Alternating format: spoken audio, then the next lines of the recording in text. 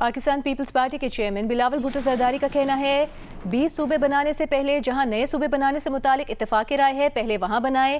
ایک پارلیمنٹ سے 2 آئینی ترامیم کافی ہیں, مزید کی گنجائش نہیں. پنجاب کی وزیر اعلیٰ اچھا کام کر رہی ہیں. دیکھیے رئیس انصاری کی رپورٹ.